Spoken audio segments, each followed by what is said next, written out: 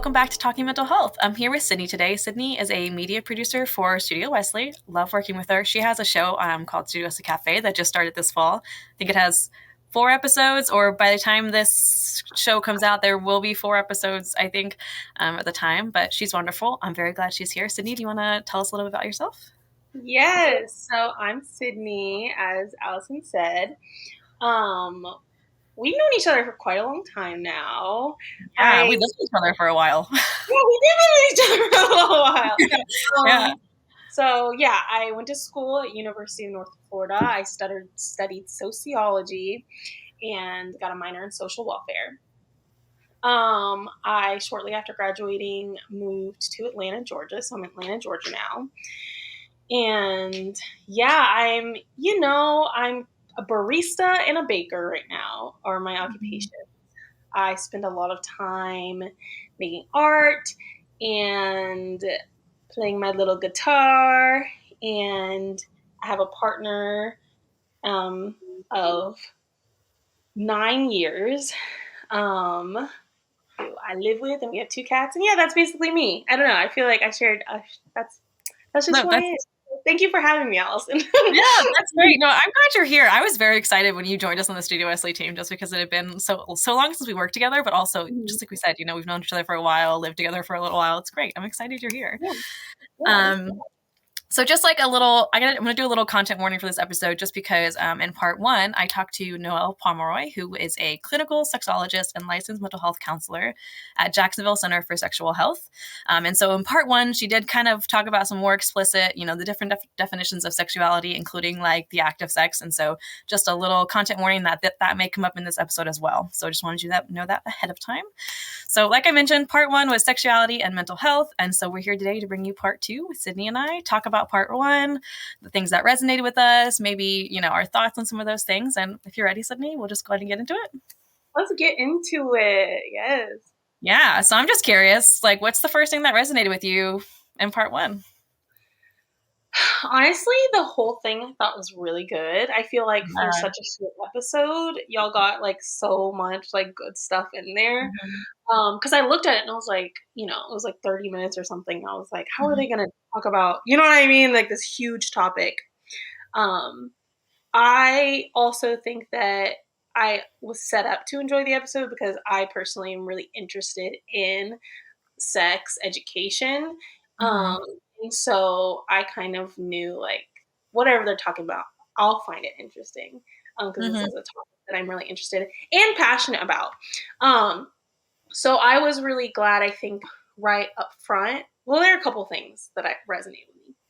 I think I was really glad to see right up front that Noelle took the time to kind of break down the nuances of even just the simplest word like sexuality and how it really breaks it out into so many different topics. We can talk about sexual orientation. We can talk about gender. We can talk about social roles. We can talk about sexual desire. Like there's so many different things that we can talk about when talking about sexuality as a topic. And I think that it was, I think it was really good that she started right off the bat. She was like, well, you know what I mean? There's multiple ways we could approach this. Yeah, I think one of my other favorite things was when she took the conversation in the direction of like peer support when talking about like, how to get support in these various problems or whatever we might be approaching in our experience of our own sexuality or identity or whatever. Because that is something I am incredibly passionate about. This is one of my like soapboxes. Like I get on this rant all the time about why gossip is this is a funny direction to take this. Why gossip is actually an incredibly important social function, especially for like women in like AFAB, people who are assigned female at birth, because when we talk openly about what we're experiencing in our sex lives specifically, we can help each other recognize when what we're experiencing is harmful or when it's good or right. Like we can help keep each other accountable. And I feel like when you don't talk about those things and you keep those things hush hush, that's when I've at least witnessed a lot of people get into situations that they're experiencing something that they don't like or that they don't feel like they can speak up about or that they feel shameful about or whatever. And so whenever she started talking about like talk to a friend, I'm like, yes, talk to your friends about sex. Like literally talk to your friends about your sex life, talk to your friends about what Mhm. you're feeling about your own sexuality. Because when you do that, one, it's fun. Okay, it's fun. I like to kiki about it. But two, it actually serves this really important function of helping us identify what things are harmful in our own sex Mhm. lives. Right? I don't know. What were some things that you liked? Yeah, wow, I'm already so excited that you're on this episode with me, just first of all. And I part of the because we've talked in the past and I mentioned this episode and you were like, yeah, I want to do that one. And you were already so on it. So just a couple of things that you said. I also was gonna mention that like breakdown and defining things because I thought that was super useful the way, I would ask a question and she'd be like, well, there's actually two definitions. Or let's take like she took I asked about gender at one point and she was like, well, let's look at gender and sex at the same time. Like she didn't just do the one, she was constantly adding more definitions and breaking it down. And I think that like put the episode on this deeper level that I didn't even expect it to go into, just because she did such a good job explaining all of those things that maybe we have questions about. And I think the more we break things down and the more we talk about them like that, I think the more it normalizes talking about them and the more it makes it Mm-hmm. seem okay to talk about them. Just like what you're talking about, like it's okay to talk about our friends about stuff like this. It's okay to do that, and we should be doing that. Um, so there's that. Oh gosh, you said something else, and I was going to comment on it, and I don't know if I remember what it was, which happens a Oh, lot. no, let me see. No, it was also good though. I love that bit about gossip. You said it, and I was like, where is she going with this? I know. I know. I think that it's like this really interesting thing that like growing up, especially as somebody who's AFAB, you get told like talking about people is bad, talking about your private life is bad, talk da da da da da, and it gets painted as this kind of like morally problematic thing, and we don't think about the ways that that seeps into these conversations that no, we actually should be having. I've had Mhm. experiences with my friends where my friends been telling me about, which trigger warning, like I'm going to mention SA here, but Mhm. where I've had conversations with friends Mhm. about situations they've been in, sexual encounters they've been in. And I was able to help them identify, like, hey, you're probably feeling uncomfy about this situation because what that other person did was completely inappropriate. You know what I Mhm. mean? In that moment that they were sharing with me something, even if they in the moment didn't realize, like, oh, da da da da, but me being able to identify, like, no, like what that person, that was inappropriate and it makes sense why. Yeah. And then it opens up this whole, like, oh my gosh, I'm so glad that I was talking about that. And I'm Mhm. so glad that I'm able to have this experience validated. Um, and so, yeah, it's like, and that is gossip. You know what I mean? Maybe there is Yeah, good it gossip. is. Well, and I think too, it goes into that whole thing where like the more comfortable we get talking about like sexuality, the more we're gonna feel open to talk about it in those bad times. Like if we're never talking about it when something bad happens, we may not feel comfortable enough to talk about it. But if we are already actively talking about it in the good times and the bad times, I think it'll make it easier to bring that up and say this thing happened and I'm unsure about it and I don't think it was right. And so I think that, and which leans into that peer support more and makes us more comfortable with talking to our peers about those things, which is, we talk about peer support everywhere in the Wellness Project just because those are our immediate, those are the people we see the most. Those people who's our biggest support system when we're in college, usually moving away from home, away from our parents. And so I just think there's so much important to talking about it, so much importance talking about it in the good times. That way we know who we can turn to in the bad times as well. So I loved that little point you put in there.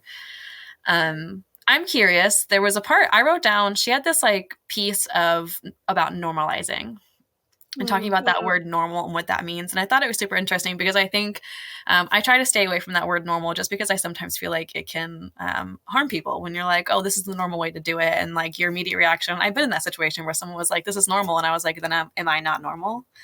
Um, and so I loved this topic because I think it connects to both Noelle's conversation with me on sexuality and gender and all the things, but also just in general, like that word normalizing, what does that mean? And I think it speaks a little bit into what we do in the Wellness Project, because we have a lot of what we do is this talk around normalizing the intersection of faith and mental health, and normalizing talking about mental health in spaces that we don't usually talk about mental health in. So I'm just curious your thoughts on the word normal, anything she said surrounding it, all of the things. Yeah. I really liked the way that she, again, approached it with nuance. Mm-hmm. That when we're talking about normal, using that word to say that there's a right way to experience sex and sexuality, then it's harmful, right? Like when we're going like when she was talking about how, you know, you might think that you need to be experiencing more sexual desire, or you might think you need to be experiencing less, or you might be thinking whatever, because we have this social gauge of like what normal Mm-hmm. is. Yeah. That can be a real problem when we are, especially entering adulthood and entering this Mm-hmm. whole world of like having so much autonomy and control over your life. That can really stunt like a lot of growth and a lot of introspection and a lot of honesty with yourself when you keep comparing yourself to like whatever said social norm is. Mm-hmm. But at the same time, it when using this kind of word normal to discuss um, normalizing conversations that have so much stigma around them and that people are so touchy about. Sometimes I forget because I spend a lot of time with a lot of people who are very comfortable talking about a lot of things. Yeah. And sometimes I get in this bubble and I enter the world and I remember, oh, like it's not normal for me to just start, giving information about what insert anything that has to do with sex or anything that has to do with Mm-hmm. or like even stuff like issues you're having like when she was talking about genital dysfunctions and these kinds of things like those conversations are so not normalized. And so in that sense, Yeah. normalizing is like work that needs to be done, that we need to constantly be like learning how to engage in these conversations. Yes, thoughtfully and always knowing that no one Mm-hmm. has to have a conversation with you about this stuff if they don't want to. And it's okay to have certain people that you're comfortable with talking about. You know what I mean? Like it's okay to have Yeah. boundaries around these conversations. It's also important that we're talking about them with someone and that there's not a stigma for people who want to talk about it more. Yeah, I think there's like this finding that boundary, finding that place of like what's comfortable for you, who you're comfortable with talking to it about, and also like having that understanding and like acceptance of like I might start this conversation with someone and they might say I'm not comfortable with this, can we move on, can we talk about something else, like having those like things. I also think she used the phrase, I don't remember exact wording, but I remember it was something like what works for you is what normal is. And I thought that was really interesting just because like normal is different, like the way she kind of framed it is like normal is different for everyone. So if it works for you, if talking about sex was maybe talking to it with these three people, that's normal for you, but going into this, like kind of like you said, where like you have people around you who are like super open about talking about all of this, whereas like you enter different parts of the world and you're like, oh, this is not the space that I actually can talk about this. So I think it's just kind of like understanding all those boundaries and things like that. Mm-hmm. um, yeah. So, I also another thing that kind of resonated that I wanted to bring up is in the not very beginning. I shouldn't say where it is because I don't remember. She was talking about she used a metaphor of like a shirt itching.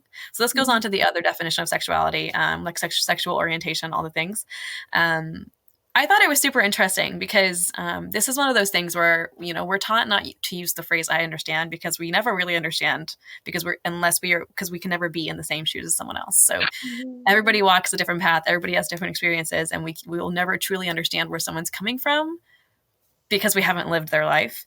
And so I love metaphors like this because it gives us like a little bit of just a way to see a little bit. We'll obviously never be able to fully understand it, but we can see a little bit where it's coming from. And so I liked the shirt metaphor she used because she had said, imagine having a shirt on and, the tag or something is just like itching a little bit, and how that's an, it itches, it bothers you, but it's just a little like annoyance sense there, a little bothersome. And then she started talking about sexuality and sexual orientation, all the things. And she was like, now imagine being in the complete wrong body. imagine how much worse that bothersome is compared to that little itch of a shirt. And I'm probably not saying this as well as she did, but I thought it was super interesting because it did kind of allow me to just see a little bit into the world of what some people might be feeling, I think. So that was just like another piece that resonated with me. Yeah, I agree. I did like that metaphor a lot. And I like it too because it's a great illustration of, well, I like that she used it also to talk about depression and anxiety as something that Mm-hmm. can be caused by environmental factors.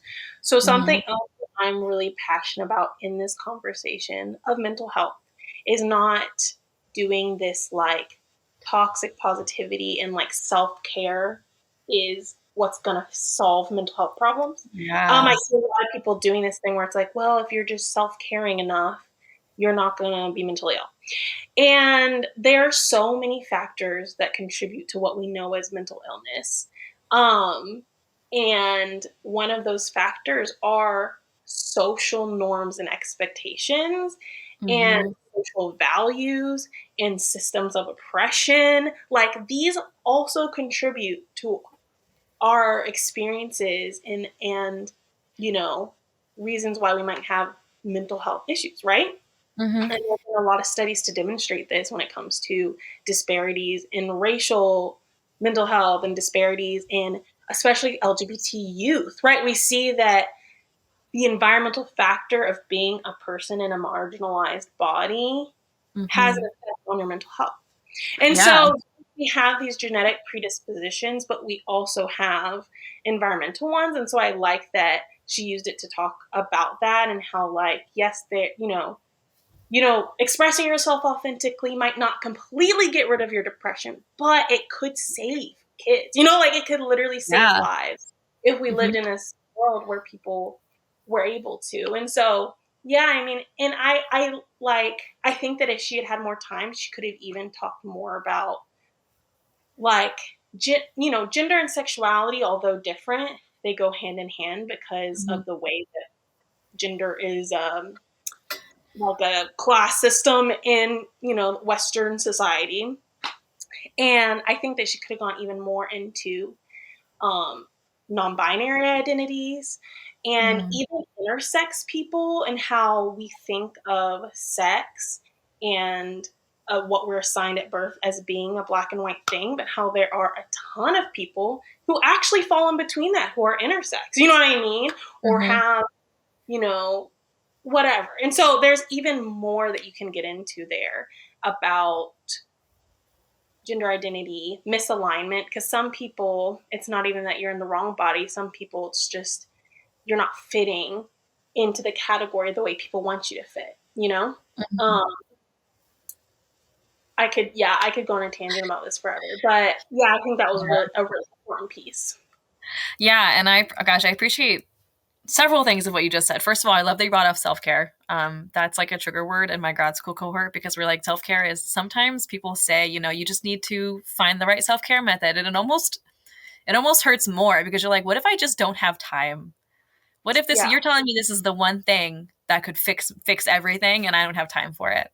And then yeah, there's also too where like the basic self care everybody thinks about is just a band aid.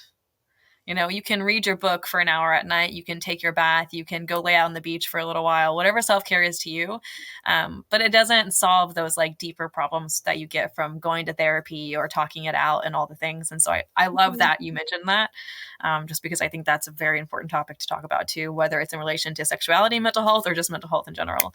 mhm, Um, and then also, along those lines, kind of what you were saying is I remember her talking about, and I wrote this specifically down because I thought it was really cool what she said. Words carry a lot of meanings and significance for. That says meaning, but it should say meanings. And I don't know which one mhm, I just said. Words carry a lot of meaning and significance for people because if the wrong words are used, they can feel very invalidated. mhm, And I feel like that's kind of like along what you were saying, learning all those things, talking about all those things, and not using words to harm people, especially when it comes to self care. But everything you just said, I think kind of fits into that. So I appreciate that. Um, so is there anything else well, I have another question for you, but before we go into it, is there anything else that resonated with you? Anything else you wanted to bring up from what she was saying?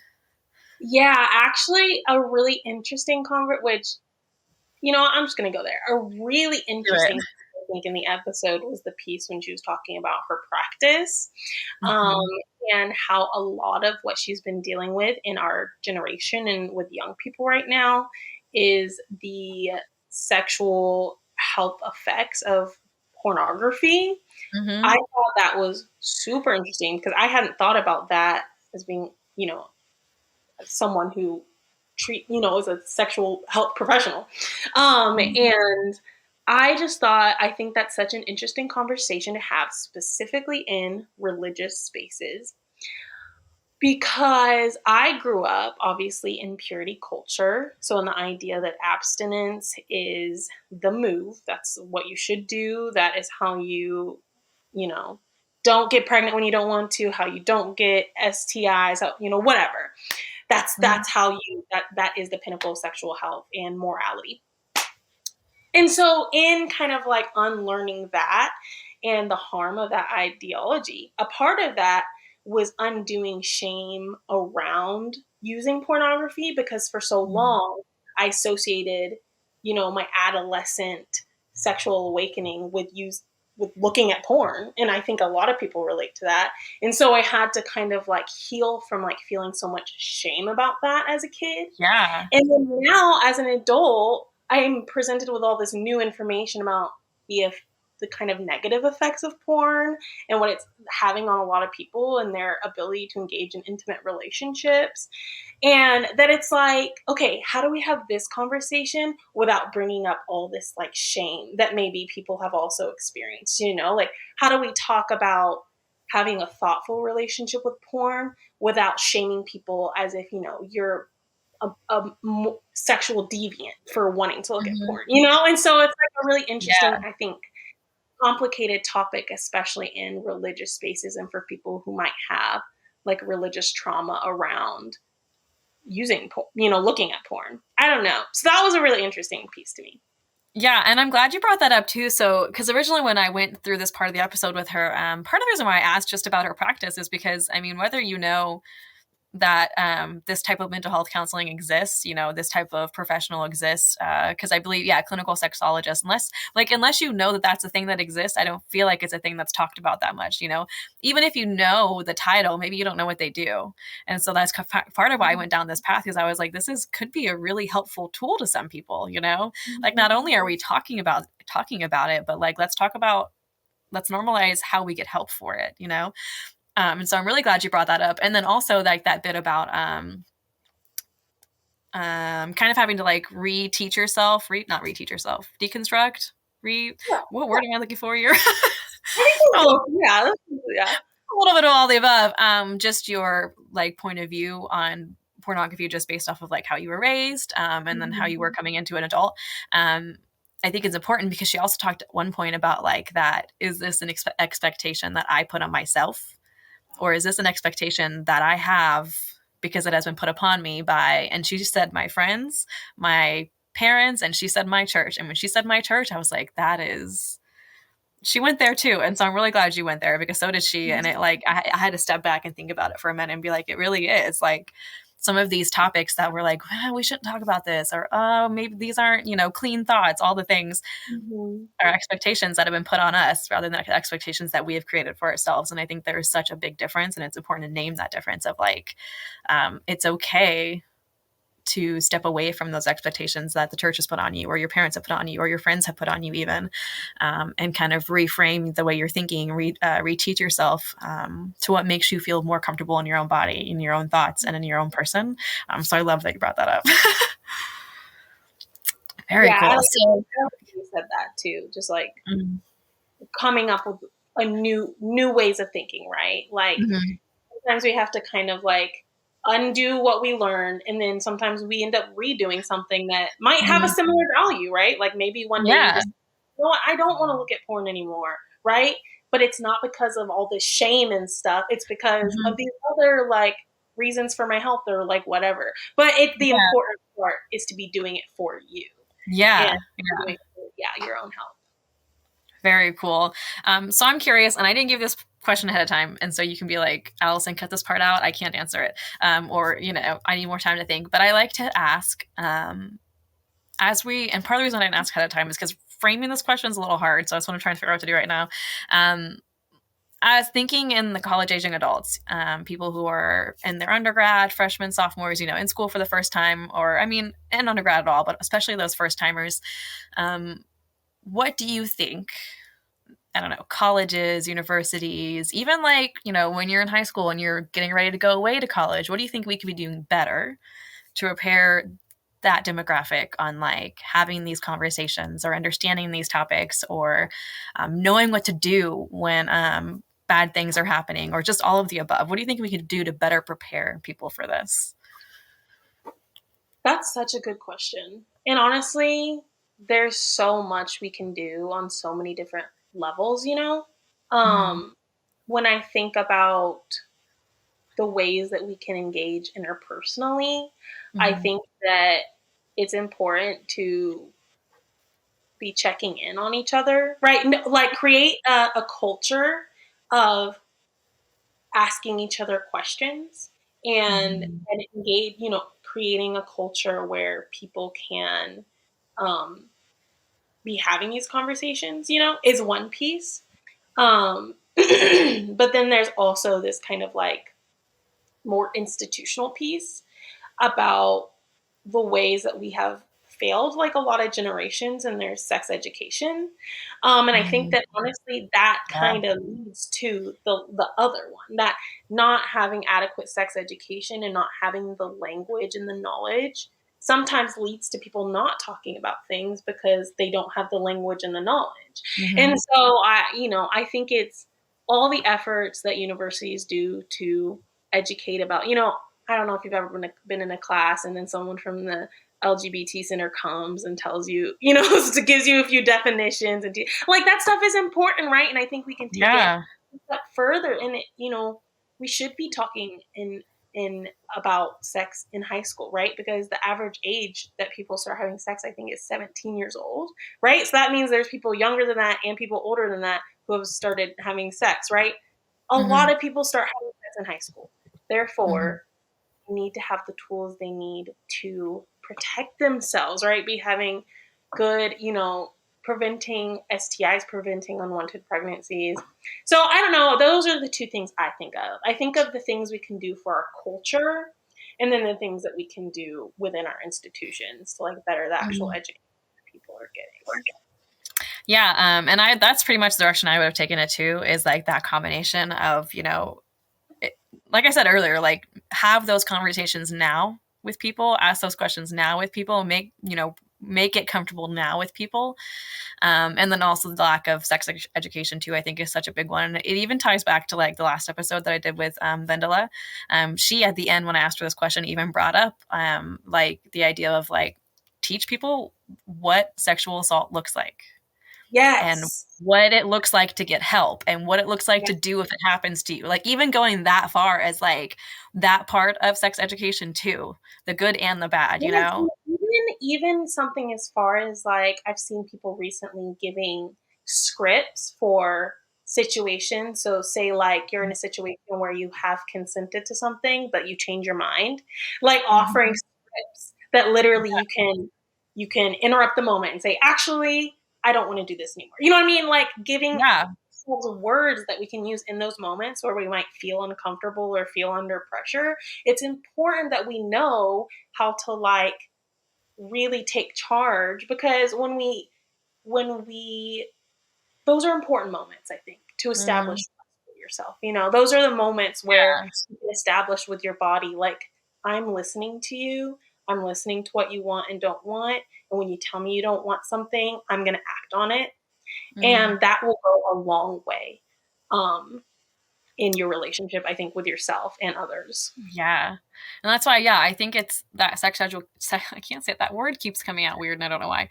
That's why I think that sex education piece is so important too, because it's not just like, this is what a contraceptive is. Like it's everything. It's talking about all bits and pieces, and it's making sure we understand all the things before sending kids to college where they get stuck in this like, what do I do now? Like you Yeah. said, what do I do if I change my mind and I want to say no? What happens next?